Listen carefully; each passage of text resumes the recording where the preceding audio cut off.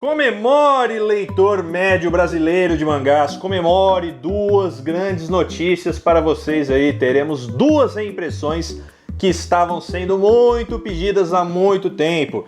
A JBC vai reimprimir Ranma Meio. Sim, Ranma Meio, que foi publicado aqui entre 2008 e 2013, vai ser republicado em sua totalidade pela editora JBC Easy as 1, 2, 3, meus amigos. A JBC vai reimprimir Ranma Meio e a Pipoca Nanquim também vai republicar, olha só, As Egocêntricas Maldições de Souichi. Esse volume único do nosso titio Junjo, o grande Junjão da massa, que estava aí esgotado há 1000 anos. Eu sei que você procurava, eu sei que você não achava, mas agora você vai encontrar os dois, porque aí as duas editoras vão republicar esses dois títulos. Então, tá feliz?